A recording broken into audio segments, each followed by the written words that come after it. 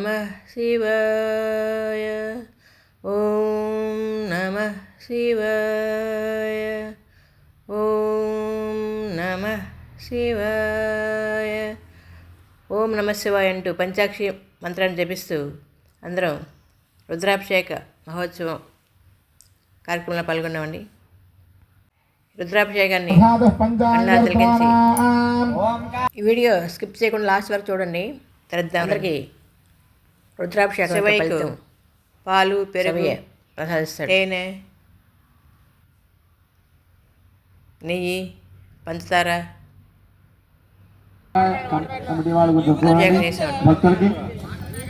చూడండి. అందరూ భక్తులందరూ కూడా అభిషేకంలో పాల్గొన్నారు.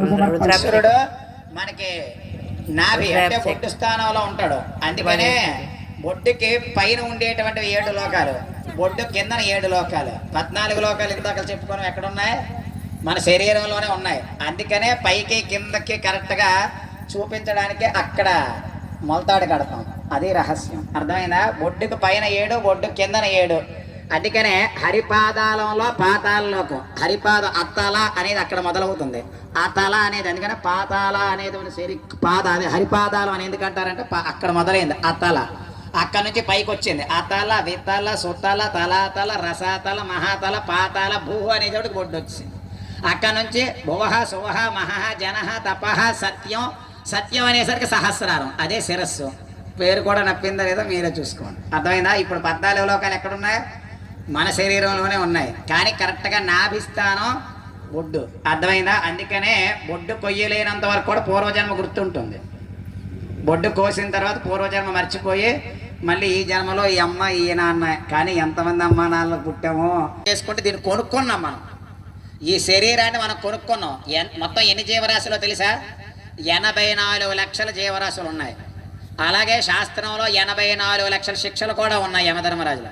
అర్థమైందా? 84 లక్షల జీవరాశుల్లో 83,99,999 జీవరాశుల కంటే మానవుడు పరిపూర్ణుడు కాబట్టి పురుషుడు అని పేరు. ఇందాక పురుషుడు అంటే ఒక అర్థం చెప్పాను. ఎవరైనా గుర్తున్న వాళ్ళు చెప్పండి. గుర్తులేదా? పరా, పశ్యంతి, మధ్యమ, వైఖరి అనేటువంటి 4 మానవుడు మాత్రమే మాట బయటికి పలకగలడు. కాబట్టే పూర్ణంగా ఇంకొకటికి మాట బయటికి పలికే అవకాశం లేదు. కాబట్టి గట్టిగా చెప్పండి అని చెప్పడం కోసం పురుషుడు అనే శబ్దం వాడాను. గుర్తుందా లేదా? ఇప్పుడు చెప్తే గుర్తొచ్చిందా? అంటే ఇందాకల పురుషుడని ఏం వాడానో, మానవుడు మాత్రమే వాక్కును పలకగలడు. నమశివాయ అని చెప్పి మానవుడు మాత్రమే అనగలడు. ఆ అవకాశం అనుగ్రహం ఇచ్చింది. ఈ శరీరం మనం కొనుక్కున్నాం. ఎన్నో పుణ్యాలు పెడితే వచ్చింది. అలా అనడానికి వచ్చింది కాబట్టి పురుషుడు. అన్నీ పూర్ణంగా ఉన్నాయి కాబట్టి ఇప్పుడు పురుషుడు. ఇప్పుడు రెండో అర్థం వచ్చింది ఇప్పుడు చెప్పినప్పుడు. అర్థమైంది కదా? ఇలా పురుషుడు అనేటువంటి దానికి ఇంకా చాలా అర్థాలు ఉన్నాయి. అది సందర్భాన్ని బట్టి చెప్పుకోవచ్చు. నమస్కారం అని చెప్పి శాస్త్రం మనకి చెప్తున్నారు. ఓం అనేది కొన్ని చోట్ల మాత్రమే వాడుతాం. స్వాహాకారం, స్వధాకారం దేవ కార్యక్రమాలు, పితృ కార్యక్రమాలకు. వషట్కారం హోమం దగ్గర వాడుతాం. అర్థమైందా? మన అందరూ చేసుకోవాల్సింది ఏంటంటే నమస్కారం. భగవంతుడు నమస్కారానికి నమః అనేసి అంటే అర్థం ఏంటంటే పూర్తి భావన. దీన్ని భగవద్గీతలో స్వామి వారు చెప్తారు.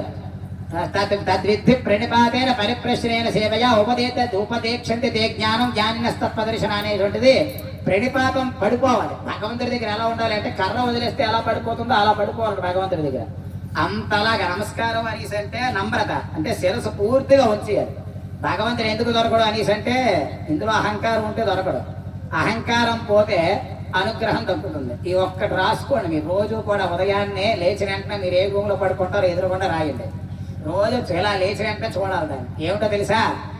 ఇంకా భగవంతుడు అనుగ్రహం దక్కలేదు అనేసి అంటే లోపల అహంకారం ఇంకా ఉందని అర్థం. అహంకారం పోతే అనుగ్రహం దక్కుతుంది. అనుగ్రహం దక్కలేదంటే ఇంకా అహంకారం లోపల ఉన్నదని అర్థం. అర్థమైందా? అహాన్ని అర్పిస్తే భక్తి, అహమే నేను అని గ్రహిస్తే జ్ఞానం. ఇది అర్థం అవడానికి కొంచెం టైం పడుతుంది. అందుకని ఇది సింపుల్ గా ఆలోచిస్తూ నమః అంటే ఇప్పుడు అర్థం ఏమని చెప్పుకున్నాం? నా అంటే నాది, మహా అంటే కాదు. రెండు కలిపితే నాది కాదు. నమః అంటే అర్థం మరి ఎవరిది? మరి ప్రశ్న రావాలి కదా. నమః అంటే నాది కాదు అని వచ్చేసింది. మరి ఎవరిది ప్రశ్న వస్తే శివాయ, శివుడి చేత ఇవ్వబడింది. అంటే నమశివాయ అంటే అర్థం ఏంటి? ఏది నాది కాదు, అంతా అయింది. ఆఖరికి శరీరం కూడా మనం తెచ్చుకోలేదు. మీ అమ్మ కూడా తల్లి గర్భంలో కాపాడింది కానీ మనం తెచ్చుకోలేదు. ఏ అవయవాన్ని మనం తెచ్చుకున్నామా? చాలా మంది అంటుంటారు దేవుడికి పూజ చేయమంటే నాకేమి ఇచ్చాడండి దేవుడు. నీకేమి ఇచ్చాడో చెప్తే ఒళ్ళు గగురు పుడుస్తుంది. అర్థమైందా? నీకు 2 కళ్ళు ఇచ్చాడు. బయట చాలా మంది గుడ్డోళ్ళు ఉన్నారు, వాళ్ళని చూస్తూ ఉంటే నువ్వు చూడగలుగుతున్నావే, వాడు చూపు లేదే వాడికి. ఎవడిచ్చాడు? నువ్వు తెచ్చుకున్నావా, మీ అమ్మ ఇచ్చిందా? ఇది అర్థమైతే శుభ్రంగా మనం మాట్లాడుతున్నాం. చాలా మంది మోగవాళ్ళు ఉన్నారు, ఎవడిచ్చాడు? నమశివాయ అనేటువంటి వాడు చెప్పాలనుకుంటాడు కానీ మోగవాడికి రాదే, ఏడుస్తూ ఉంటాడు పాపం. మనకు వచ్చి కూడా చెప్పం. నిజంగా చెప్పాలంటే వాడు కాదు, మనం మోగవాళ్ళం.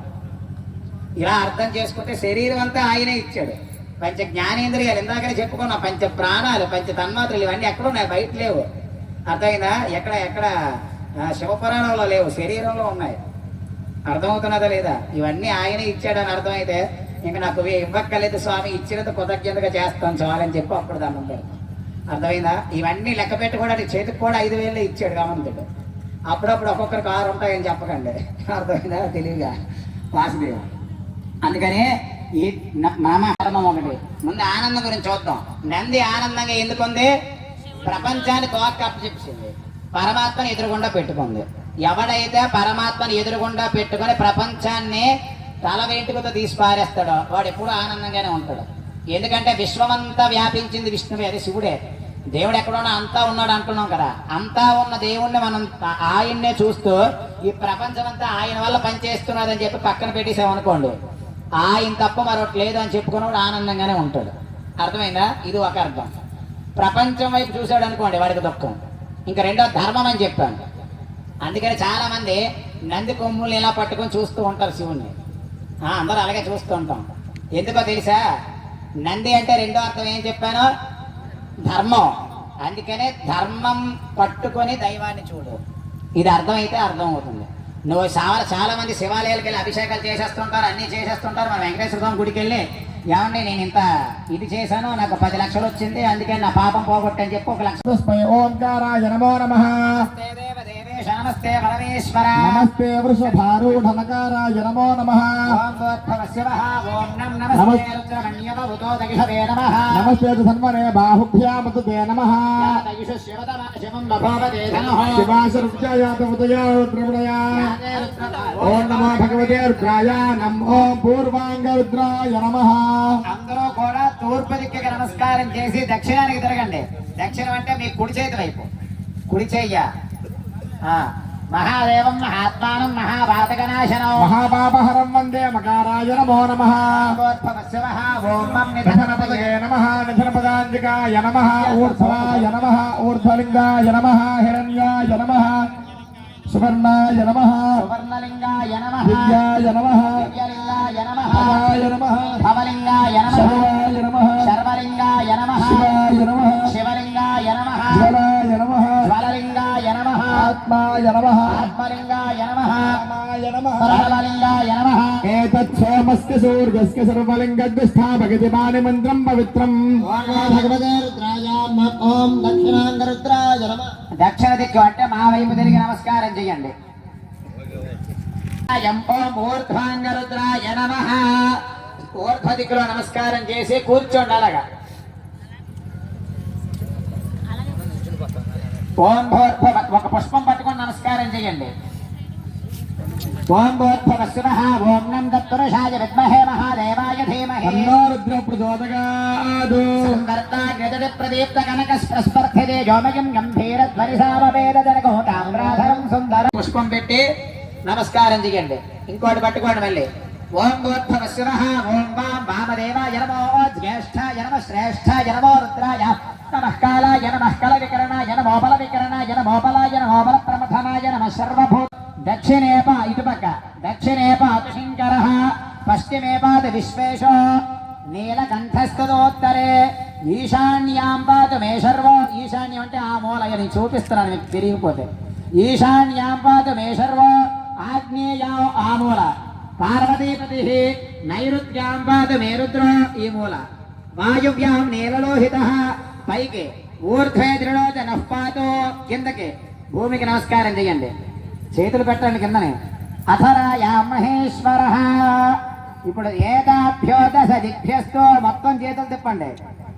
సర్వదా పాతు శంకర. 10 దిక్కుల్లోనే స్వామివారే ఉన్నారు.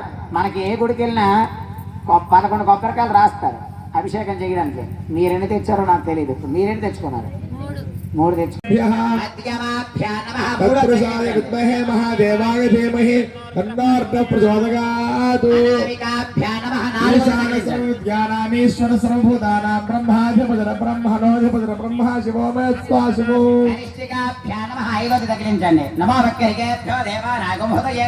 హృదయాయ నమః. నమో గణేభ్యో గణపతిభ్యశ్చ వో నమః. నమస్తక్షద్భోర్ధకారేభ్యశ్చ వో నమః.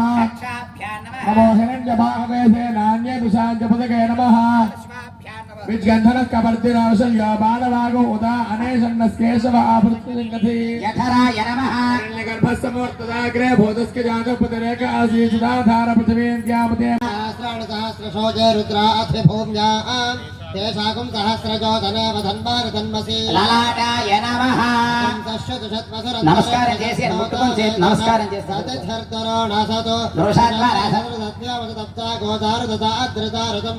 భువన్మధ్యాయ నమః.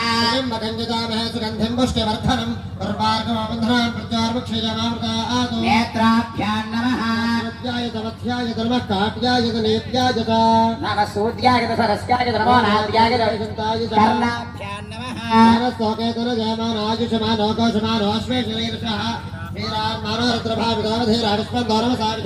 నాసికాయై నమః. ముఖాయ నమః.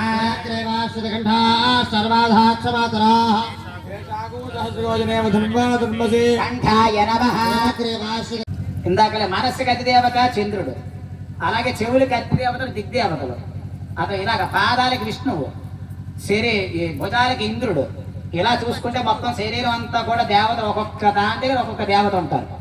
ఆ దేవత మంత్రం చెప్పి ఆ స్థానాన్ని తాకితే ఆ దేవత సంతోషిస్తాడు, నీ ఇంద్రియం బాగుపడుతుంది, దానివల్ల శుద్ధి అవుతుంది. అలా శుద్ధి అయిన దాంతో శివుడికి అభిషేకం చేస్తే ఫలితం వస్తుంది. ఇప్పుడు అర్థమైంది కదా. అందుకే శివుణ్ణి ముట్టుకోవాలి అంటే ఈ ప్రక్రియ ఉంటుంది. ఇది మగవాళ్ళకి మాత్రమే, ఆడవాళ్ళకి ఇందాకలే చెప్పుకున్నాం ముందే శుద్ధి అని చెప్పి.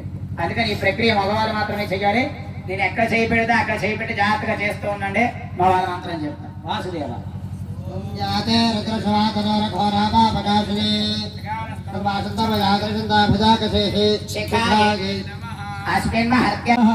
పాదాలు పాదాభ్యాం నమః. అధ్యభోజనసి వద్దాప్రథమోదయవ్యోభిషకో సర్వాశ్రయాత్ ధాన్యః. శరీరం తల దగ్గర నుంచి మొత్తం 2 చేతులతో పాదాల వరకు కూడా ఇలాగ కిందకి వెళ్ళండి. ఇలాగా కవచాయ నమః. పాదాల నుంచి శిరస్సు వరకు అలా పై నుంచి కింద నుంచి పైకి వచ్చేయండి. ఉపకవచాయ నమః. సహస్రాక్షాయ వేధిజే నేత్రాయ నమః.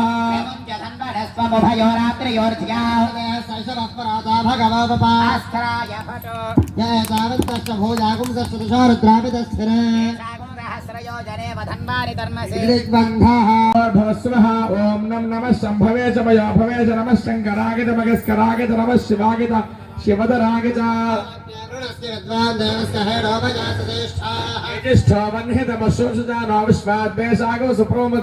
ఓం నమః శంభవే చ మయో భవే చ నమః శంకరాయ చ మగస్కరాయ చ నమః శివాయ చ శివధరాయ చ. ఓం నమో భగవతే రుద్రాయ. ఓం ఆగ్నేయ దిగ్భాగే నేత్రయో స్థానే అగ్నయే నమః. 2 కళ్ళు ముట్టుకొని ఆ దిక్కుకి నమస్కారం చేయండి. ఇది ఎందుకంటే ఏ దిక్కులో ఏ దేవత ఉన్నాడో ఆ దేవత మన శరీరంలో ఎక్కడుందో చెప్తున్నారు. తూర్పు దిక్కులో ఉండేటువంటి ఇంద్రుడు మనకి లలాటం దగ్గర ఉంటాడు. ఆగ్నేయ దిగ్భాగంలో ఉండేటువంటి అగ్నిదేవుడు మన కళ్ళల్లో ఉంటాడు. అందుకని అగ్ని ఎలా అయితే మండుతుందో 2 రోజులు నిద్ర లేకపోతే, ఆల్రెడీ ఇప్పుడు నిద్ర లేదు కదా, కళ్ళు మండుతుంటాయి చాలా మందికి. అంటే అగ్ని కళ్ళల్లో ఉంటాడన్న విషయం మీకు అర్థమైపోయి ఉంటుంది. పాటికి అర్థమైందా? ఇప్పుడు దక్షిణానికి తిరగండి. ఓం భూర్భువస్సువః. ఓం నమః శంభవే చ మయో భవే చ నమః శంకరాయ చ మగస్కరాయ చ నమః శివాయ చ శివధరాయ చ పంథామభయం గృణోతు. యస్మిన్ నక్షత్రే యమ ఏజ రాజా అభ్యషంచంత దేవాః తదస్విత్రకం హరిషాగదామ శంభవే చ మయో భవే పదరాయ చ సోమం ప్రదేతవ మనస్తనోసు బిభ్రదః ప్రజావంతో అసీమహే. ఇంద్రాణి దేవి సుభగా సుపత్ని. నమః శంభవే చ మయో భవే చ నమః శంకరాయ చ మగస్కరాయ చ నమః శివాయ చ శివధరాయ చ. ఓం నమో భగవతే రుద్రాయ. తేం ఓం ఉత్తర దిగ్భాగే జఠరస్థానే కుబేర. జఠరం అనేసి అంటే మీ బొడ్డుకి ఎడమ చేతి వైపు ఉంటుంది. అది ఈ సైడ్కి. కుబేరాయ నమః. ఇప్పుడు ఈశాన్యానికి తిరగండి. ఓం భూర్భువః స్వః. ఓం యం ఓం రుం నమః సంభవే సమయో భవే చ నమః శంకరాయ చ మగస్కరాయ ఉన్నామని చాలా మంది అంటూ ఉంటారు. కానీ కిందటిసారి ఉన్నాం కాబట్టి మళ్ళీ అవి అనుభవించడానికి పుణ్యాల ద్వారా ఇప్పుడు పుట్టాం. ఇప్పుడు మళ్ళీ చేసుకున్నాం, మళ్ళీ తర్వాత పుడతాం. అర్థమైందా? ఈ సాంప్రదాయం ఎవరైతే ఇది సత్యం అని అనుకుంటాడో వాడే ఈ పూజలు చెయ్యండి. మాకు ఈ నమ్మకాలు లేవు అనుకుంటే పూజలు అవసరం లేదు. ఎందుకంటే నువ్వు చేసుకున్న పాప పుణ్యాలు బట్టే నీకు శరీరం వస్తుంది అనే విషయం శాస్త్రం. అంటే మరి మాకు తెలియదు కదండి అంటుంటారు. అర్థమైందా? ఇది ఒకటి ఉంది అందరికీ. మాకు తెలియదు కదంటే గత జన్మలో ఉన్నది మేము ఎలా నమ్మాలి? ఇది అందరికీ ప్రశ్న. ఇది చాలా మంది, కొన్ని వందల మంది నన్ను అడిగారు. అందుకని ఈ విషయం అజ్ఞానం ఎందుకో ఇక్కడే తేల్చేద్దాం. శివరాత్రి కదా, జ్ఞానం. ఈ విషయం అందరూ అడుగుతుంటారు. ఏమంటే మాకు తెలియదు కదా కిందటి జన్మ మేము ఎలా నమ్మాలని అడుగుతుంటారు. మీకు కూడా ఇవి ఆలోచన ఉందా లేదా? తెలియదు కదా నమ్మాలని అడుగుతారు. ఇప్పుడు తల్లి గర్భంలోంచి వచ్చినట్టు కూడా మీకు తెలుసా?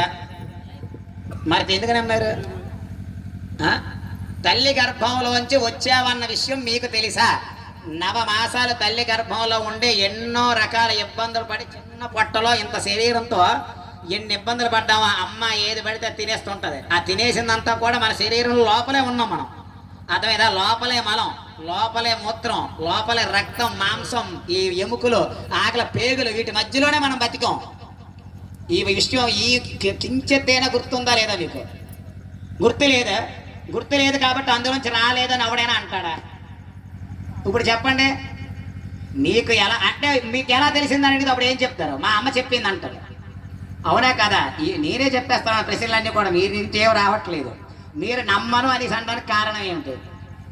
సరే అయిపోతున్నది లేదా? అందుకనే డాక్టర్ గారి దగ్గరికి వెళ్ళిన తర్వాత వీడు ఊపిరి ఆగిపోయిందని అంటుంటారు.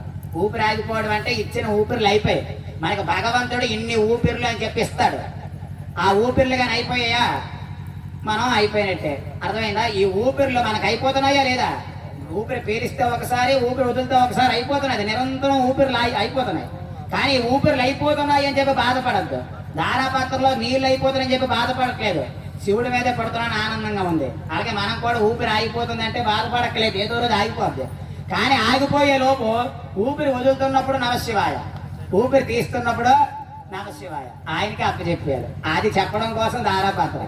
మూడోది ఏంటంటే తెలుసా? శివుడి మీద పాలు వేస్తారు. ఇప్పుడు మీరు చూస్తూ ఉంటారు. మీరు ఇక్కడ చేస్తూ ఉన్నది మీ ప్రక్రియ జాగ్రత్తగా చేయాలని చెప్తున్నాను. శివుడి మీద పాలు వేశారు. ఉన్నాయా? జారిపోయా? శివుడి దగ్గర ఉన్నాయో కిందకి వెళ్ళిపోతున్నాయా? అందుకే కింద పళ్ళెం పెట్టారు. జారిపోతాయి మీకు తెలుసు. అర్థమైందా? తర్వాత నెయ్యి వేశారు. ఉన్నది జారిపోయిందా? తేనె వేశారు. దీనికి అర్థం ఏంటో తెలుసా? నాయన ఏది వేసినా జారిపోతుంది అంటే సుఖం వచ్చింది, జారిపోతు ఉండదు. ఏదో పట్టుకోకూడదు. దుఃఖం వచ్చింది, అది కూడా ఉండదు. ఏదో రోజు పోతుంది.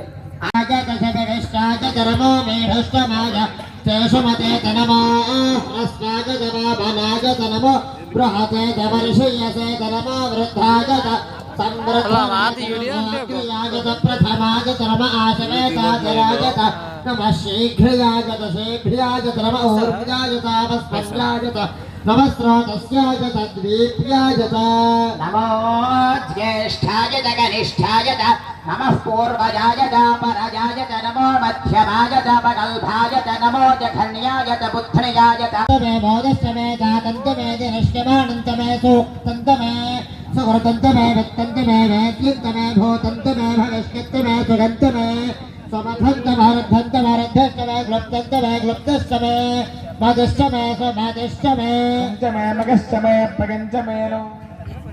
వాసుదేవ అమ్మ నీళ్ళు అయిపోయిన వారు ఇంద్రస్తమే బృహస్పతిస్తమ ఇంద్రస్తమే మిత్రస్తమ ఇంద్రస్తమే వరుణస్తమ ఇంద్రస్తమే వష్టాతమ ఇంద్రస్తమే ధాతాతమ ఇంద్రస్తమే విష్ణుస్తమ ఇంద్రస్తమే శ్రేయౌతమ ఇంద్రస్తమే మరుదస్తమ ఇంద్రస్తమే విశ్వేతమే దేవా ఇంద్రస్తమే పృథవేతమ ఇంద్రస్తమే అంతరిక్షంతమ ఇంద్రస్తమే జౌస్తమ ఇంద్రస్తమే దశస్తమ ఇంద్రస్తమే మూర్ధాగమ ఇంద్రస్తమే ప్రజాపతిస్తమ ఇంద్రస్తమే అగోజస్తమే స్పష్టమేధాభ్యస్తమేధ్యపదస్తమోపాగోజస్తమేంద్రయామస్తమ ఇంద్రవాయవస్తమే భూతజ్ఞాయ నమః.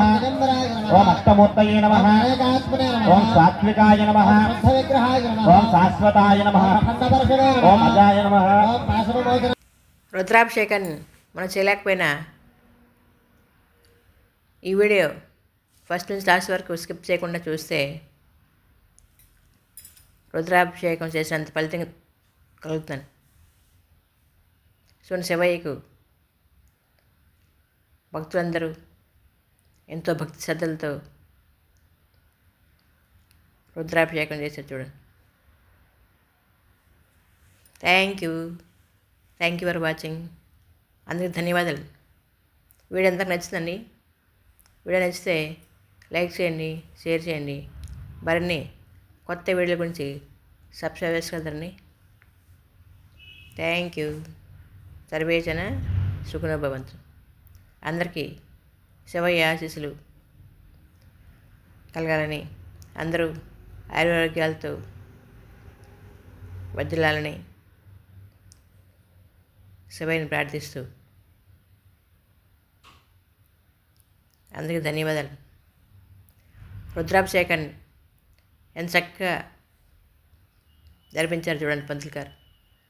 సింహాచలం అన్నవరం నుంచి వేద పండితులు వచ్చి అచితాపురం చోడుపల్లి దగ్గర రుద్రాభిషేక మహోత్సవాన్ని నిర్వహించారండి. చూడండి శివయ్యకి ఎంత చక్కగా రుద్రాభిషేకం చేశారు చూడండి. కళ్యాణం, శివపార్వతుల కళ్యాణం, ఇంతకుముందు వీడియోలు పెట్టాను చూడండి. కళ్యాణం అయిపోయాక రుద్రాభిషేకం చేశారు. పంతులుగా చక్కగా వివరించారు రుద్రాభిషేకం యొక్క విశిష్టతను, మహోన్నతిని చాలా బాగా వివరించారు పంతులుగా. వీడియో మొత్తం చూస్తే రుద్రాభిషేకం యొక్క మహిమ అందరికీ అవగతమవుతుంది. చూడండి ఎంతమంది భక్తులు పాల్గొన్నారు చూడండి ఈ మహోత్సవంలో.